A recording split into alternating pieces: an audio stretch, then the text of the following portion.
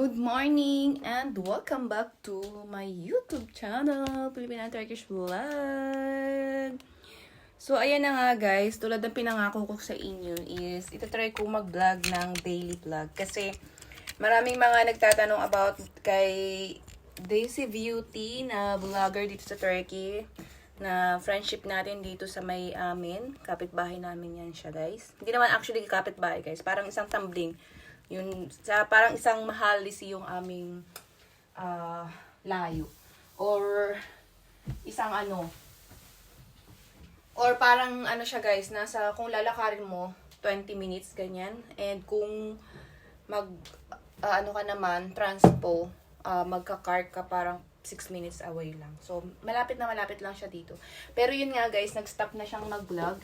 And siya kasi yung vlogger dito sa Turkey na consistent dati na mag-daily vlog or everyday vlog pa. Kaya lang guys, nag-stop na siya kasi busy na siya sa kanyang business. May business siya, marami siyang business guys. Marami siyang racket dito sa Turkey. Kaya hindi niya kayang pagsabay-sabayin lahat. So, nag-stop na lang siya sa YouTube since wala naman ding napapala sa YouTube or wala naman ding kinikita sa kay YouTube guys. Kunti lang talagang kinikita dito. And so dun siya syempre sa malaki ang kita. Ako naman is sinabi ko nga sa inyo na itatry kong i-share lahat yung daily vlog dito sa Turkey, yung mga nagaganap dito sa Turkey, para at least diba meron kayong ideas kung ano yung mga kaganapan, kung anong meron dito sa Turkey, anong buhay dito sa Turkey, ganan. So as long as I can na makapag-vlog or makapag-film ng video everyday. So, itatry ko guys po. Today is Sunday and today, kung nakikita nyo, super busy si Inday. And kanina pa ako guys, nagising mga alas 9 and now is mag-11 na, 2 oras na pinakain ko si Leila, nagkape na ako. Kasi parang sa umaga wala akong ganang kumain ng kahit na ano. So, buniwait ko pa yung parang hanggang alas 12. Parang yun na lang yung breakfast ko. Parang mga around 12 na. Parang sa Pilipinas is lunch na. So, ayan, so, ano nga bang pinagkakabisihan ko ngayon is, ayan, ito yung bed namin, tinanggal ko yung bed sheet, papalitan ko siya. And then, tinanggal ko rin yung carpet dito sa kwarto. Dahil guys, ipapa-wash natin yung carpet namin lahat. Kasi parang 2 years na hindi siya nawawash mula nung binili ko siya. Mula nung lumipat kami dito, yan na yung aming carpet at never siyang napalabhan. So, ngayon is, papalabhan ko siya. Tumawag na ako dun sa company na malapit dito sa may amin. Parang 2 minutes lang yun. So, bukas nila pipick upin kasi Monday tomorrow. And, ito lahat yung mga ipapa-wash natin na carpet. 2. Tapos, mali nga yung mga size na binigay ko, guys. Oh my God.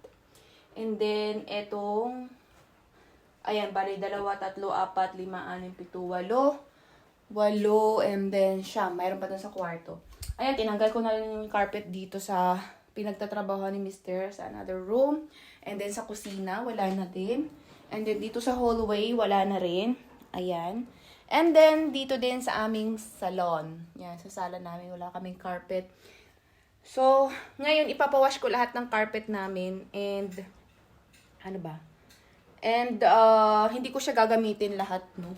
Kapag dumating, pag na-wash na siya, hindi ko siya gagamitin, guys. Kasi, sobrang mahal ng pa-wash ng carpet dito sa Turkey ngayon. Noon, murang-mura lang. 400 lang dati noon, parang ganyan.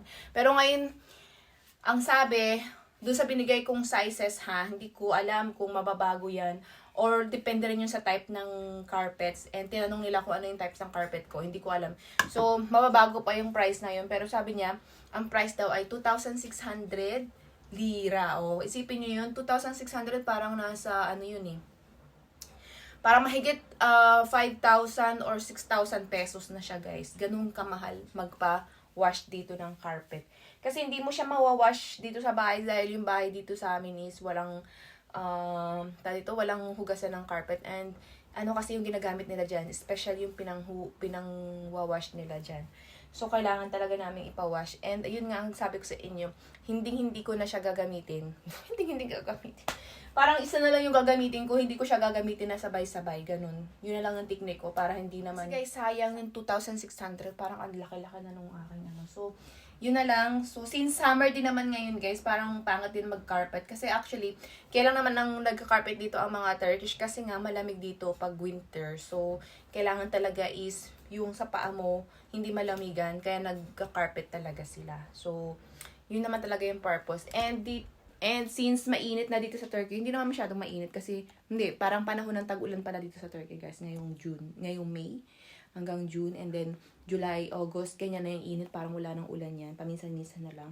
So, yun yung weather dito, guys, and yun din yung reason ko kung bakit ako nagpapawash ngayon ng carpets, kasi maganda yung weather, and by next week, or siguro, in the end of May, pupunta na kami ng province, kasi ang tagal namin hindi nakaka-uwi ng province, and pag umuwi kami doon, sobrang dami ko na naman linisin dahil ang tagal naming nawala. So, parang yung amoy ng bahay doon is amoy walang nakatira, ganun. So, kailangan nating mag-save ng energy. And I had also many plan this summer kasi guys, June, super busy, mag-apply ako ng passport, then nag-booking ako kung saan pwede. And then, nagbo-booking ako, guys, kung saan kami pwedeng pumunta. Surprise na lang kung saan kami pupunta this summer vacation. Since si Mr. ay may vacation siya na parang 1 month. So, kailangan kong i-finalize kung saan ba talaga kami pupuntang bansa. Pero, yun nga, iniisip ko pa. And, of course, yung budget, dapat hindi, yung pasok sa budget, yung hindi ganun kamahalan. Kasi, we're planning to go sana sa Spain. Kasi may pinsan ako sa Spain, guys. So, yun yung plan namin dapat. Kasi bibisitahin ko na rin sana siya doon.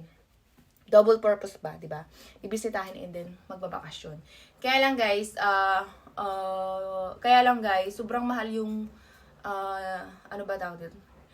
Yung kanilang apartment or hotel or apartments doon, yung pag-i-stayan, accommodation, yun. So, kaya lang guys, sobrang mahal ng accommodation sa Spain. And parang, alam niyo yung doble doon sa iyong pamasahe. Kaya sabi ko, wag na lang doon. Kasi mahal pala ang ano. And aside that, mahal din yung pagkain nila doon. Kaya, sabi ko kay Mr., humanap tayo na yung malapit lang din. Tapos yung mura, yung pasok yung sa accommodation. Pasok yung budget natin sa accommodation. And then yung flight ticket, kahit medyo mahal, pero malapit. And yung accommodation ay mura. Tapos yung food ay mura. So, we're plan to go to somewhere nearby to Turkey. So, let's see kung saan kami pwedeng pumunta. Abangan nyo yan, guys. And, ayan. So, gawin ko muna yung mga gawain ko habang wala si Mr. at si Layla kasi bumili lang sila ng aming breakfast. Kasi nga, nag-a-ask siya sa akin ng breakfast. Pero sabi ko, gumawa ka ng breakfast. Ayun. Ngayon, so, bubili lang siya sa labas. Tingnan natin kung anong bibilhin niya. And, ibabacuum ko muna dito lahat. And then, papadaanan ko siya ng, water. Ganon. So, general cleaning tayo ngayon. My God! Tomorrow will be busy. Also, Monday tomorrow. So, I will be busy tomorrow. And then, by Tuesday, also busy. Kasi, but this week, guys, super busy ako ngayon. Dahil, marami akong lakad. And then, by next week naman, siguro, punta kami ng province. So, let's see, guys, kung ano mangyari. And, tabangan nyo yan.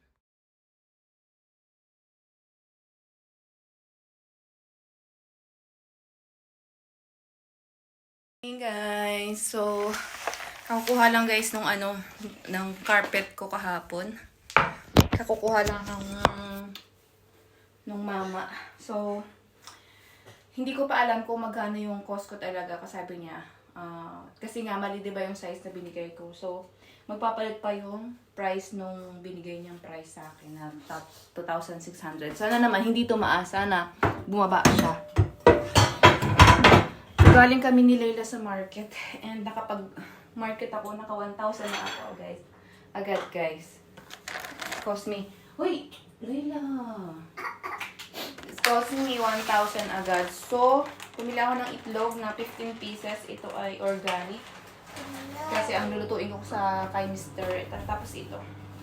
Ito is, pag nag-bake ka, pwedeng fish, pwedeng kofta, ganyan. Ayaw ko kasing gumamit ng aluminum foil. So, yan yung ginagamit ko. And then, ito yung favorite kong bread. Sandwich bread to or burger. And ito, pang-cleaning ng toilet. Kasi naubusan na ako ng pang-cleaning. And then, itong chicken, iaano ko na lang to guys. Ang tawag dito? I-fillet ko mamayang hapon, mamayang gabi. And then, bumili ako ng straw ni Layla and gloves. Kasi guys, wala akong gloves na ginagamit dito sa toilet. And kapag nalilinis ako, ang sakit ng kamay ko dahil ang daming sugat-sugat pa. And then ito guys, nakasale siya. Palmolive gel. So, bumili na rin ako, wala sa plan. And itong kiras guys, alam niyo ba kung magkano ang kilo ng kiras na to? 200 lira. So, bumili ako mga half kilo siguro yun. Kaya siguro mahal yung lahat ng napamili ko kasi sobrang mamahal ng mga binili ko. And then itong cream, ano ba to? Such cream. Ayan, cream siya guys. Ayoko, may mga ano dito eh, ilang beses akong nabubudol nito guys. Kasi may shampoo and cream daw, yung parang pinagsama na yung shampoo and cream. Pero kapag ginamit nyo siya, hindi naman siya madulas. Hindi siya talaga as in malambot, parang shampoo lang din siya. And then, ito yung favorite ko na Keith Pear, pampatulog, and tomato sauce. Kasi plan ko na bumili ng, ano ba, plan ko magluto ng spaghetti. So, baka mag-spaghetti ako the other day. And then, etong, ano tawag dito? Hindi ko alam kung tama ba to or what. Kasi, bibili sana ako ng spinach. Walang spinach. So, ito na lang yung binili ko. Pwede siguro ito mamaya pang ano ni pang sandwich. So, ayan guys yung binili natin. And then, milk ni Layla na dalawa. Kasi gusto niya yan. Paminsan-minsan. Eto, dalawa. Naubos na kasi binili ko last time na 6 piece. And then, etong cheese na lulutuin ko mamaya. Parang, ano ba siya? Parang, ano, crepe ba tawag? And then, etong tomato.